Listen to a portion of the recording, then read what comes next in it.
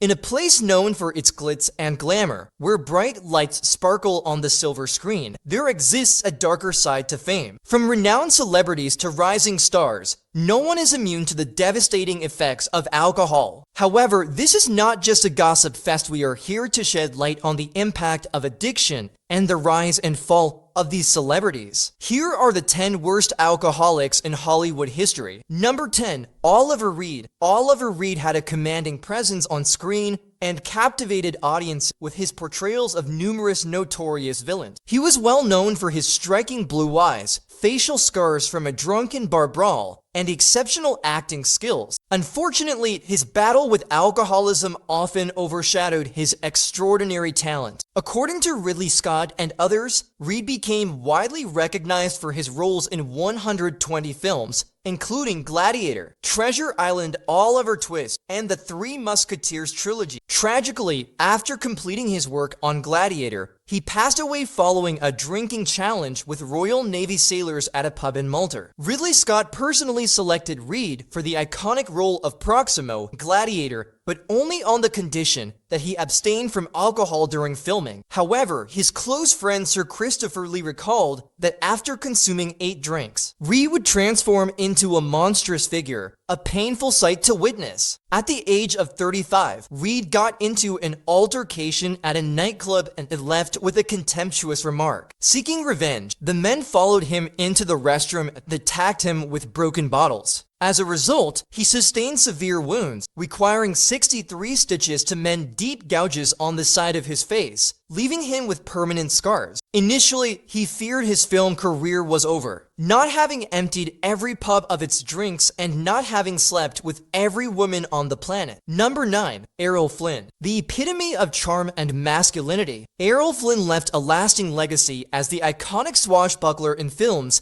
such as Captain Blood and The Adventures of Robin Hood. However, behind the scenes, his life was a whirlwind of infidelity, recklessness, and unrelenting excess. Flynn was a well-known ladies' man who took pride in his reputation as a fearless fighter, a seductive rogue, a cocaine enthusiast, and an ardent lover of alcohol. His reckless lifestyle led him to share drinks with Fidel Castro in Cuba, and his infamous Malibu bachelor pad shared with Hollywood actor David Niven was notoriously dubbed cirrhosis by the sea due to the sheer amount of alcohol consumed there. He also hosted wild, hedonistic parties aboard his private yacht, fueled by drugs, alcohol, and scandalous encounters. Even on set, Flynn's commitment to excess was evident. He frequently arrived in a drunken stupor and once foolishly bet $500 with the crew that he could seduce his co-star, the stunning Olivia de Havilland. His reckless habits soon took a serious toll on his health. In his early 30s, he collapsed in an elevator and was diagnosed with irreversible damage to his heart and lungs. Shockingly, this grim prognosis did little to curb his indulgent lifestyle. Despite repeated warning, Flynn continued his downward spiral of excess. Eventually, his overindulgence caught up with him, and at the age of 50, he died of a heart attack. By the time of his death, his once dashing physique had been replaced by a bloated and deteriorated body, ravaged by cirrhosis, marking the tragic conclusion of a life lived recklessly. Number 8. John Barrymore. John Barrymore, a legendary actor from the esteemed Barrymore family, was one of the most celebrated performers of the early 20th century. Considered by many to be among the greatest actors of his era, he was highly praised for his Shakespearean roles and his iconic portrayals of Mr. Hyde and Sherlock Holmes. Ironically, despite his own battle with alcoholism, he became well known for playing likable characters struggling with alcohol addiction in films. Barrymore's drinking problem was exacerbated by a difficult childhood and the challenges he faced later in life. In one bizarre incident, his second wife allegedly caught him attempting to drink her perfume. In 1933, he starred in the popular comedy Dinner at 8, directed by George Cukor, where he played an alcoholic actor, one of his earliest roles as a drunkard. However, as his addiction worsened, his career began to decline. By 1936,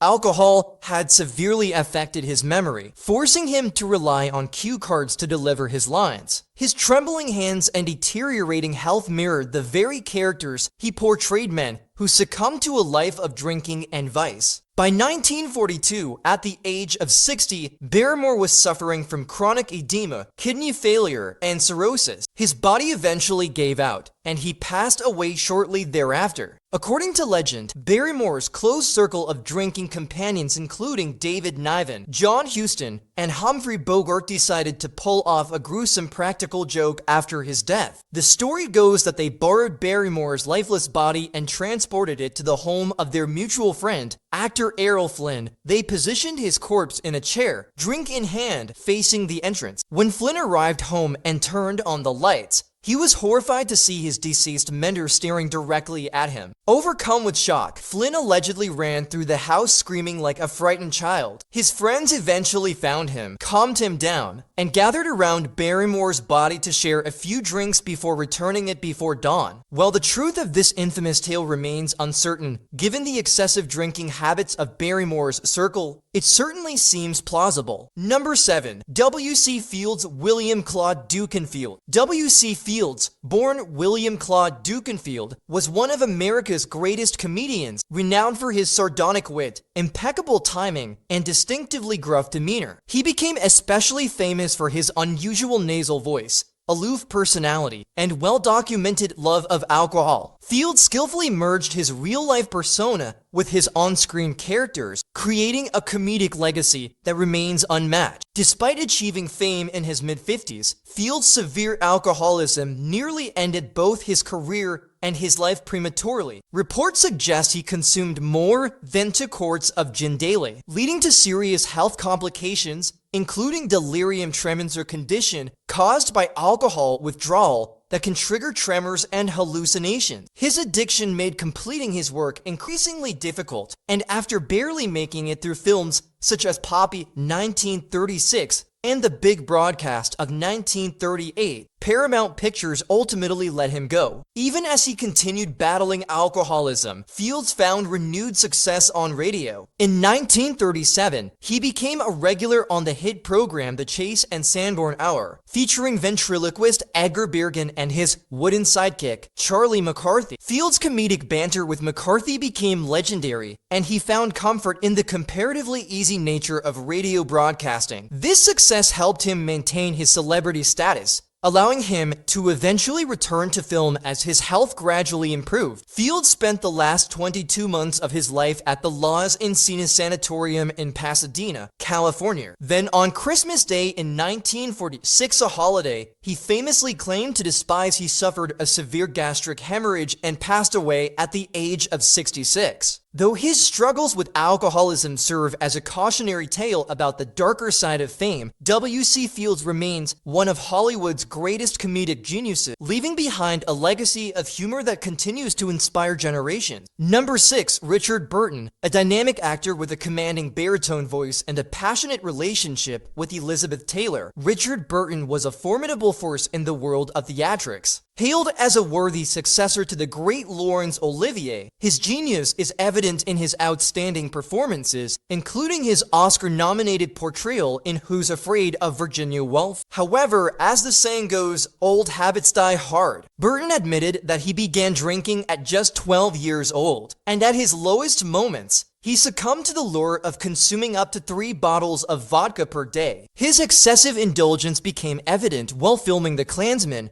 as he struggled to maintain his balance, often requiring scenes to be shot from a seated or reclined position. His reckless behavior extended beyond the screen. After hearing about a reported shark sighting, he fearlessly downed an astonishing 21 shots of tequila before diving into the sea. Tragically, his remarkable career came to an abrupt end in 1980 when, at the age of 58, he succumbed to the devastating effects of alcoholism. Number 5. Jan Michael Vincent. Jan Michael Vincent, a Hollywood star who gained fame for his striking looks, and his leading role in the hit television series Airwolf, had a promising career that ultimately ended in tragedy. Despite his remarkable physical attributes and rapid rise to stardom, Vincent's heavy use of drugs and alcohol led to his self-destruction. His multiple convictions for drunk driving, involvement in severe car accidents, including one that left him with a broken back and eventually resulted in the loss of his leg, along with accusations of domestic abuse and premature aging from substance addiction, were all clear signs of his downfall. Once hailed as the Brad Pitt of the 1970s and 1980s, Vincent's captivating presence and toned physique mesmerized audiences nationwide, leaving a lasting impact on Hollywood. His career took off in a near fairy tale manner when a film scout discovered him while he was serving in the California Army National Guard. This fortuitous encounter launched him into stardom, allowing him to collaborate on major films alongside legendary actors such as Robert Conrad, Rock Hudson, Charles Bronson, John Wayne, Burt Reynolds, and Robert Mitchum. However, Vincent never faced the typical struggles that many aspiring actors endure. His rapid success led to a sense of entitlement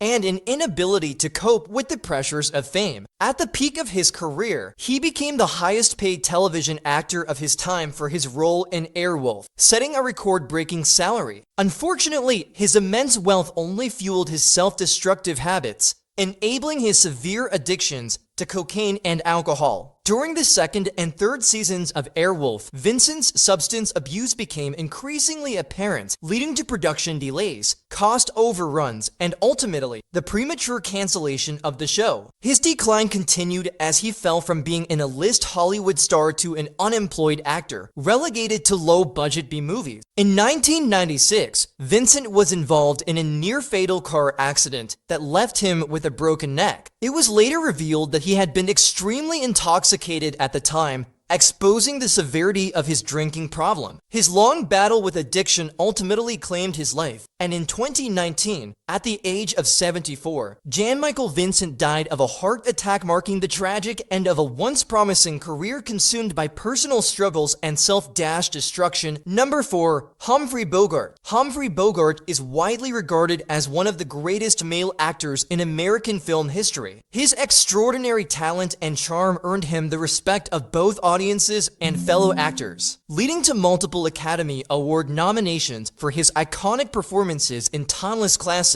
such as Casablanca, The Maltese Falcon, The Treasure of the Sierra Madre, and The African Queen. However, behind the scenes, Bogart had a notorious reputation for excessive drinking. According to one acquaintance, Bogart is a really nice guy until around 11:30 p.m. Then he transforms into a version of himself that he thinks is Bogart. Under the influence, he could become aggressive, obstinate, or even violent. As his career progressed, his drinking began to impact his work. He frequently arrived on set either intoxicated or suffering from a hangover. On one occasion, he refused to work and instead rode a bicycle around the Warner Brothers studio lot while still in his pajamas. During the filming of the adventure movie Sahara, he reportedly refused to leave his dressing room till his then wife, Mayo Method, brought him a thermos filled with martinis. Number 3. Barbara Payton. In the early 1950s, Barbara Payton was a rising B-list actress with connections to well-known figures, including actor Bobo and her husband, Franchot Tone. However, as she spiraled into alcoholism, her career took a devastating turn. She lost her livelihood, her beauty, and had multiple run-ins with the law for prostitution, writing bad checks, and public intoxication. Originally from a small village in Minnesota, the stunning blonde made her Hollywood debut and quickly rose to prominence in the 1940s and 1950s. She starred alongside legendary actors such as Gregory Peck, Gary Cooper, and James Cagney. However, Payton's personal life was chaotic and self-destructive. She was arrested for shoplifting, had violent relationships,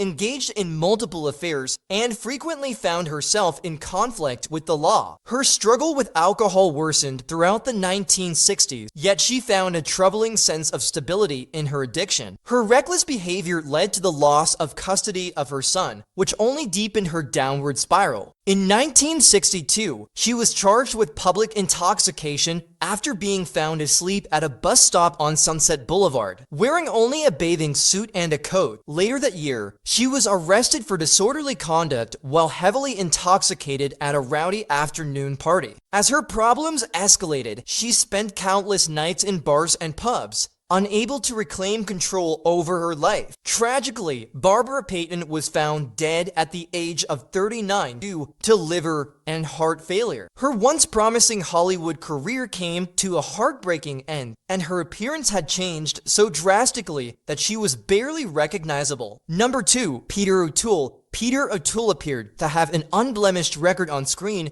earning an impressive 8 Academy Award nominations and delivering unforgettable performances in critically acclaimed films such as Lawrence of Arabia. However, his personal life told a very different story. Early in his acting career, O'Toole developed a deep affinity for alcohol. His drinking escapades in Beirut, Lebanon, during the filming of Lawrence of Arabia became legendary. He was reportedly intoxicated throughout the entire production of the 1964 classic Beckett. On one particularly bizarre occasion, he took a date to see a play in Soho, only to realize upon arrival that he was actually the star of the production. O'Toole was famously extravagant, as were his drinking companions. He fondly recalled waking up in Corsica after having what he thought was just a casual drink in a Parisian pub, with no recollection of how he got there. His extreme inebriation often left him oblivious to world events. He once claimed that he did not learn about John F. Kennedy's assassination until 22 years after it had occurred. Eventually, O'Toole quit drinking after experiencing severe stomach pain and receiving stark warnings from doctors about the devastating toll alcohol had taken on his health. However, by that point, the damage was irreversible. Years of heavy drinking and chain smoking had visibly aged him, robbing him of his once distinguished appearance. In 2013, Peter O'Toole, one of Hollywood's most talented yet self-destructive actors, passed away in a London hospital. His body had been irreparably damaged by decades of excess, marking the tragic end of an extraordinary yet tumultuous life. Number 1. Bernard Lee. Bernard Lee was an exceptionally successful actor, with a career spanning more than 50 years and over 100 film and television appearances. He began acting at the young age of 6 in stage productions before transitioning to film, where he gained widespread recognition. His most iconic role was as M, the head of the British Secret Service,